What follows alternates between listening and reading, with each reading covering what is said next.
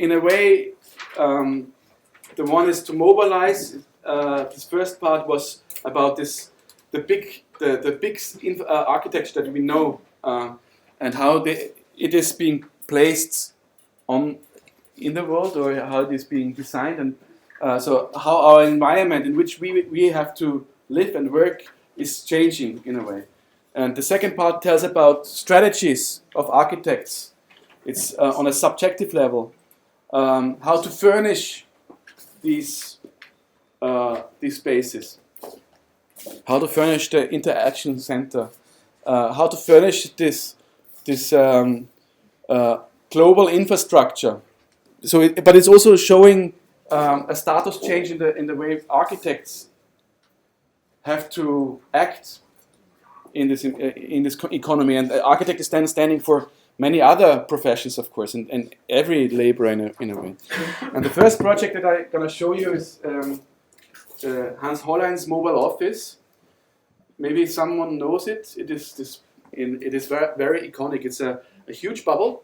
When it is exhibited somewhere, and in this bubble there is a vacuum cleaner beside it that is obviously blowing this whole thing up, and then there are very kind of traditional architects' tools in it. There's a drawing board and a ruler in it, and a telephone, and you're gonna see in a second what this is all about.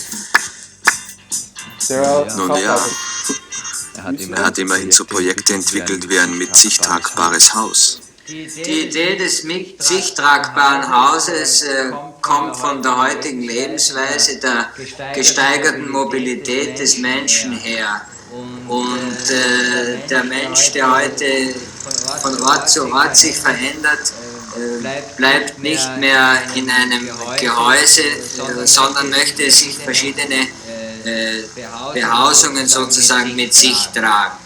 Das geschieht ja schon in etwas konventionellerer Form, in Form eines Wohnwagens, den ich mit mir führe, und das mit sich tragbare Haus ist die extreme Form eines aufblasbaren Objektes, das ich praktisch auf Koffergröße zusammenlegen kann, mit mir nehmen, und überall, wo ich einen Staubsauger oder eine Pressluftflasche vorfinde, kann ich dieses Gebilde aufblasen und mich darin verkriechen, beziehungsweise vor der Witterung und vor den Elementen und vor dem Lärm schützen.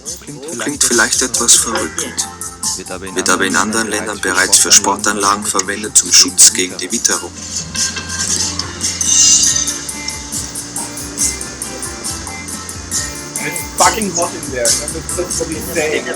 Hollein schrieb einmal: Die Architektur ist heutzutage im Exil auf dem Mond oder am Nordpol.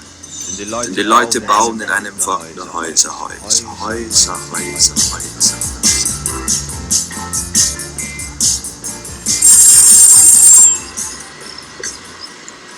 Hallo, Herr Hollein? Ja, ich bin gerade am Flughafen Aspern angekommen. Ihr Haus ist fertig gezeichnet. Es wird Ihnen sofort zugestellt. Sie können es sich gleich ansehen. Ein ganz modernes Design. Ja, wiederstellt. Ja, Wiedersehen.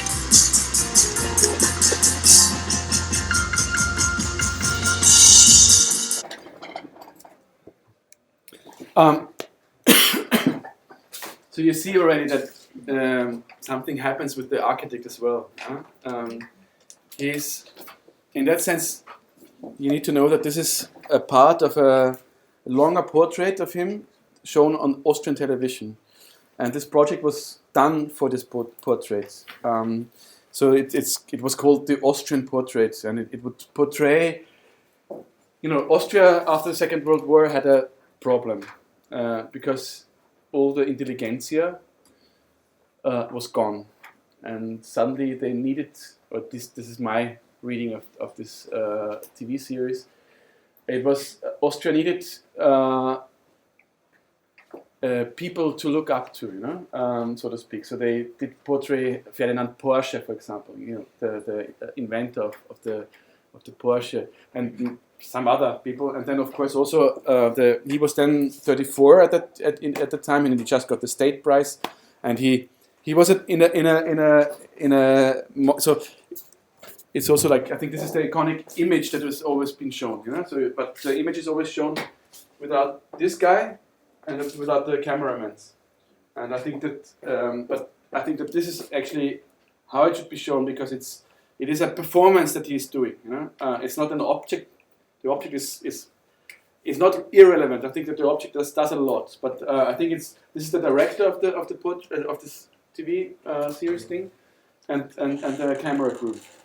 So he's doing this for that thing, and Hollein is also in that respect quite interesting, because he was the first to get after the Second World War to get a grant to go to America, and he studied in America for a few years and came back, and he learned a lot about how to sell yourself in America, I think.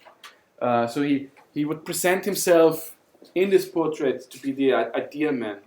He's the entrepreneur that has ideas and that who knows how to solve your design problems that you have.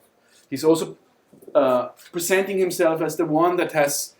He actually had a building site in New York, and he's professor in Düsseldorf. You know, besides of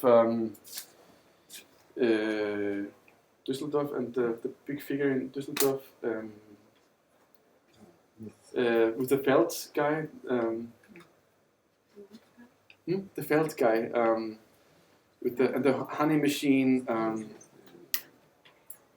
Joseph, yeah, and Joseph Beuys, you know, brought him. You know, Joseph Beuys, of course, huh? With the wolf and all these things, and he brought Hollein to the academy. So he would present himself to be not only having doing a gallery, building a gallery in New York, and being professor in Düsseldorf, when Mönchengladbach was already in planning, and then he was just in Osaka and did this world exhibition and did something there. So and so he would present himself as this global acting, like Hadid and all the others are, or Kohlhaas is presenting themselves. But it's in that moment it's very direct. It's not. I think with when Kohlhaas is speak, or Kohlhaas has this in his small, medium, large, extra large book. This his flight hours and all these things. You know, there's already a reflection in it. There is something broken in how Kohlhaas is presenting himself.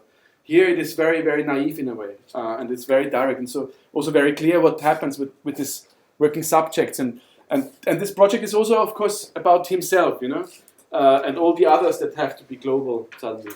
You need to have this thing, this bubble that, like he's saying, it's like the caravan that you bring with you all the time, but it's portable.